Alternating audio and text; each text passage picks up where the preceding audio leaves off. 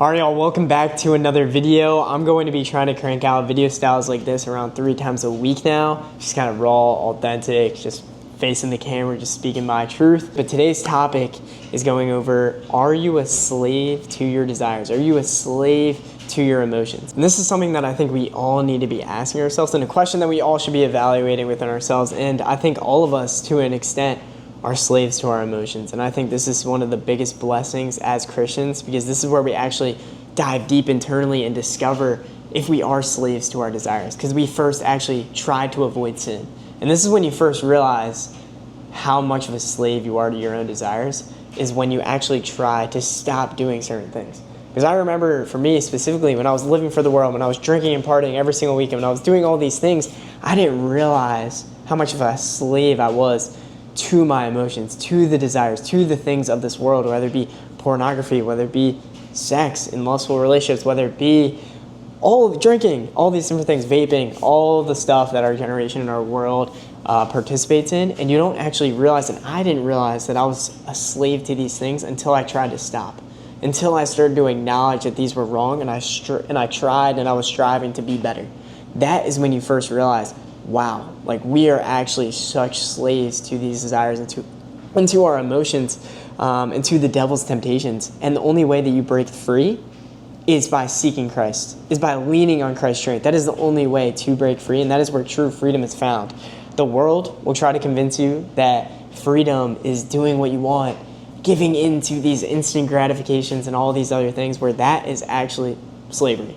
That is slavery. All of those people, when I was doing those things, and all the people that you see living for the world and doing all these things, they are slaves to those desires. They don't have control of their emotions, of their desires. Because the reality is, we all deep down know God has given us a moral conscience. He's given us this moral code.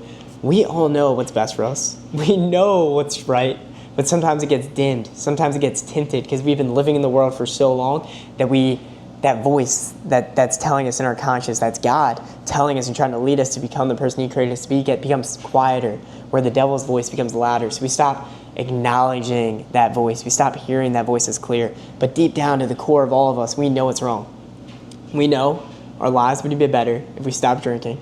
We know our lives would be better if we stopped smoking, if we stopped sleeping around, if we started talking to God more, if we started waking up earlier, if we started eating healthier, if we started working harder, if we started doing all these things. We all know this. It's common knowledge. We all know this. Yet it's so difficult to do. And that is where following Christ and doing these things is true freedom. Because imagine this. This is how you know if you're a slave to your own emotions. Because you know what's right? Like, you know what would be best for you, but you can't do it. I know that my life would be, like, this is a phase that I was in. Like, this is where I was really getting conviction, was like my senior year of high school, where I was still half living for the world, half trying to live for God. And that was when I felt like the biggest slave to my desires, because I knew what was right. I knew what God was calling me to do, but I couldn't do it. And that is a dangerous place to be, to know what's best for you, but not being able to do what's best for you, because you can't control your own emotions. So the world will tell you that that's freedom. But that's actually slavery. That is you being trapped in your own desires. You know what's best for you, but you can't do it. And that's where the freedom comes, by pursuing the things that you know are right, by doing your best every single day. It's not going to be perfect. I still fail every single day.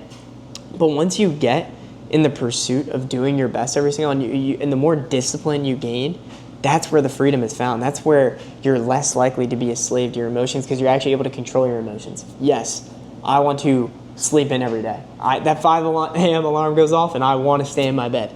But I have the discipline to get up. I have the Lord giving me strength to get up and do it anyway. Yes, I would rather go and drink and party every single weekend instead of working every single day and spending time with God and doing all the things that I know I should be doing.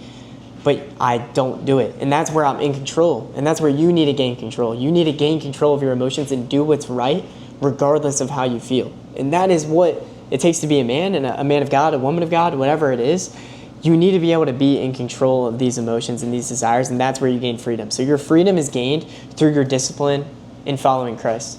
And the one thing that you can do to really help you with this, because I didn't start out with this discipline. This is built over a very long period of time, and it takes a lot of internal work. It takes a lot of work with God. But something that the way that I started with this was just being real and authentic with God. So I just asked God, give me the strength. help me, convict me, and help me to know what's right and make that clear, convict me on that, and then give me the strength to do it, to do what is right, and to follow the plan and the path that you have for me. Give me the strength to do that.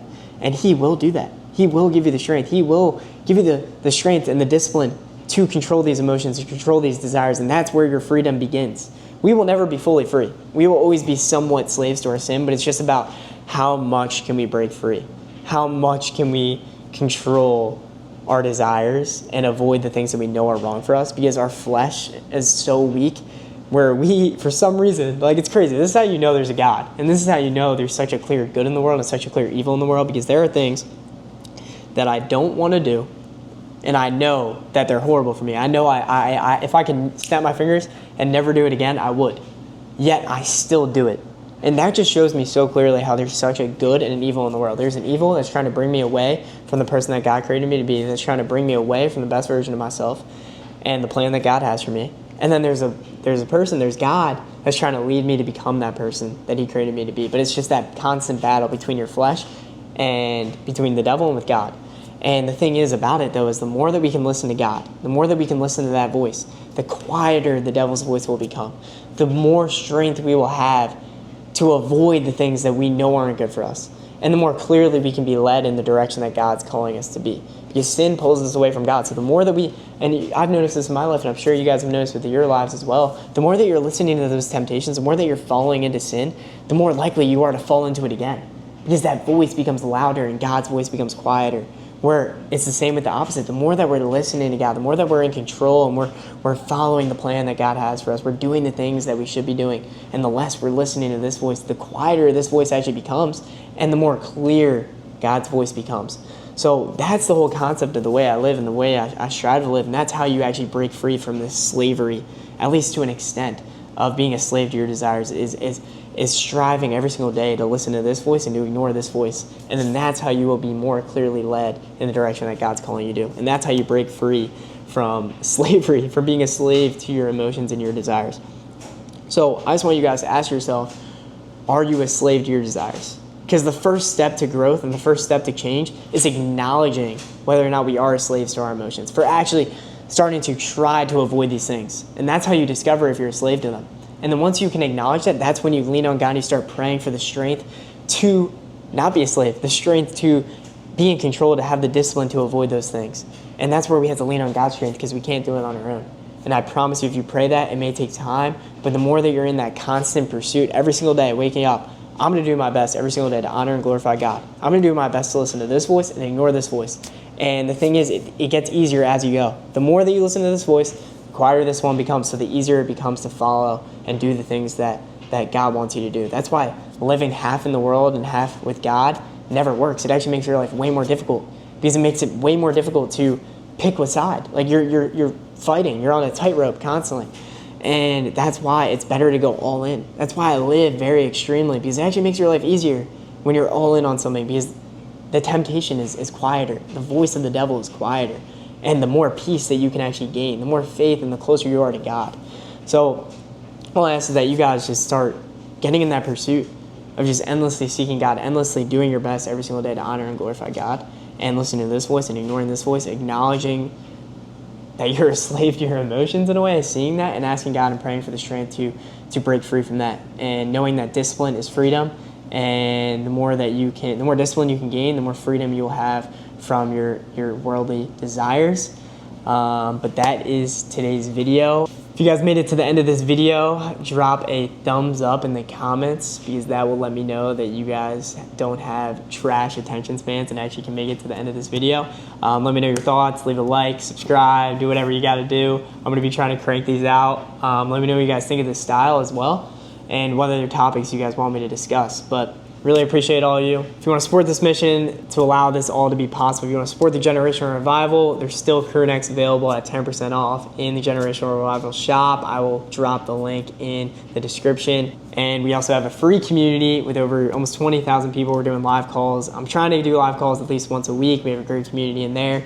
Obviously, downloading the Upspace app to become healthier, to help bring health back to our world. And yeah, I really appreciate all of you. God bless, and I'll see you guys in the next one.